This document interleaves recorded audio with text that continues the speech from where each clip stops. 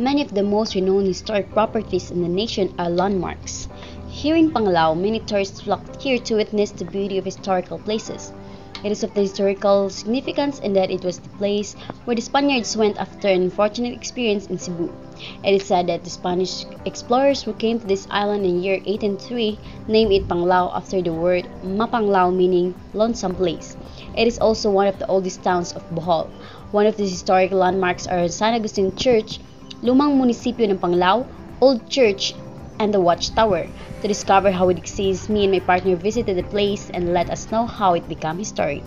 The church was built by the Augustinian Recollects beginning in the year 1894, but its construction was stopped because of the Philippine Revolution. The church building resumed in year 1912.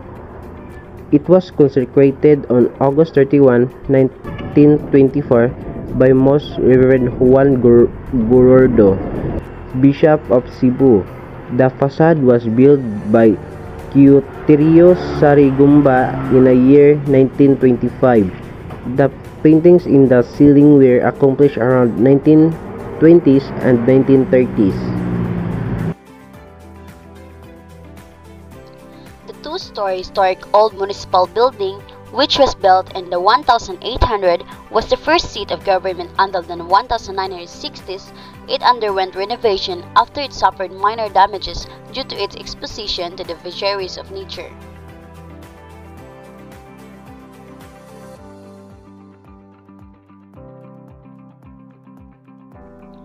A museum will rise at the old municipal hall and the stories town to preserve the heritage and identity of its people.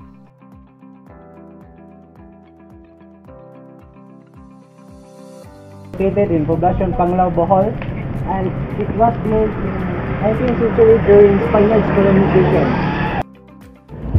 Panglao Watchtower, Bohol is renowned for its historical and cultural treasures such as well-preserved stone churches, civic buildings, and ancient watchtowers. Considered as the tallest watchtower built during the Spanish colonial period, the Panglao Watchtower is composed of 5 stories with a pitched roof cover.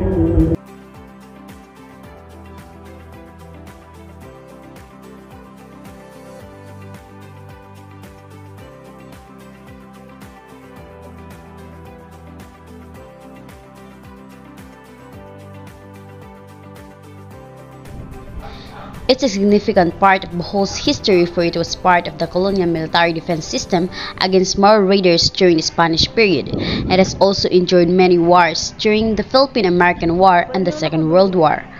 It is located beside the San Agustin Parish Church. Both the watchtower and church have been declared national cultural treasures by the National Museum. One of the livelihood here in Panglao is fishery. People in Panglao consider the fishing as their lifestyle because in Panglao there are many islands and seas around and it's easy for them to get food.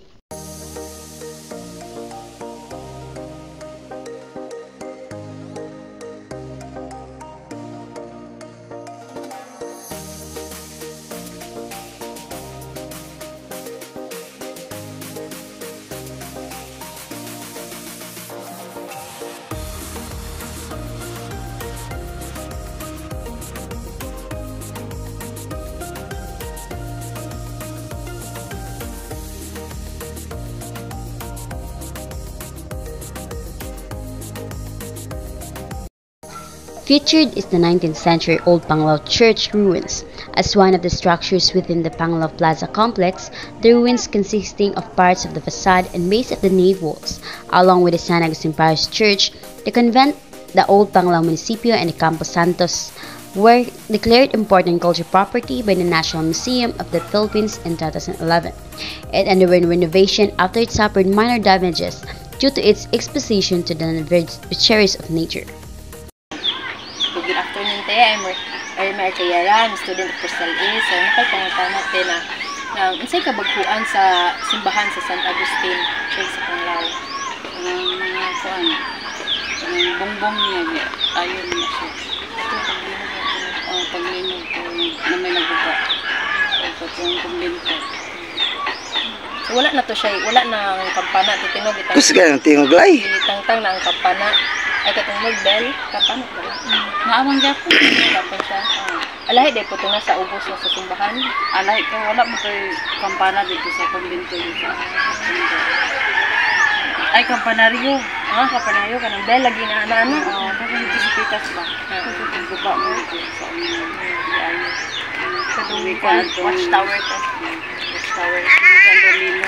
Tubuan sa lino. Kadong kuante, kadong old municipio, daw ng karang municipio. Guba na kanang kuan na kanang utro na po na ina. Dito ko karon wala po maumay. Kay laki na po man.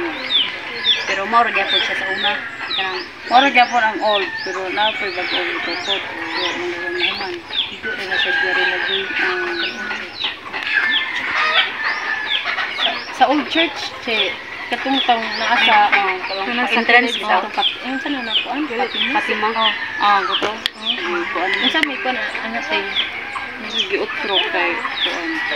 sa una ado ba simba sa una. Sa una. Ya, sila pa po. Sumurag nang ano nagina siya bago na ng San Agustin. Kanang wala pa nang San Agustin sa una te.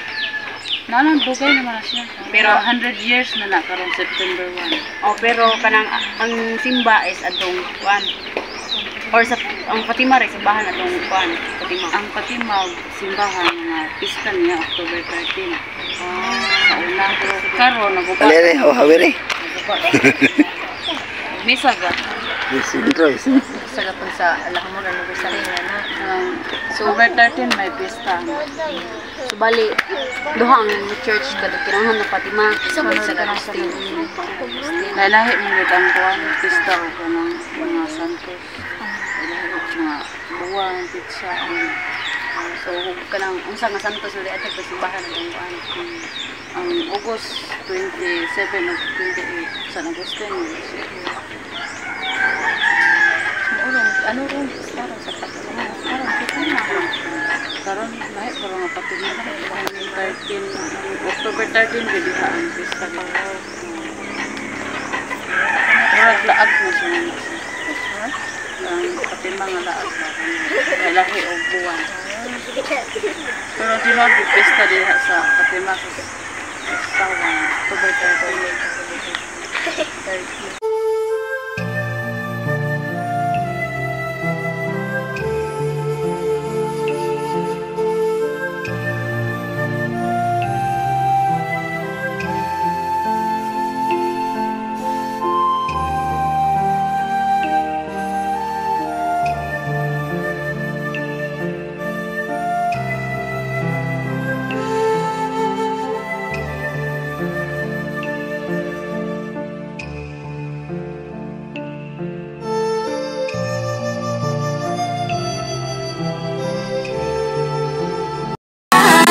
True love.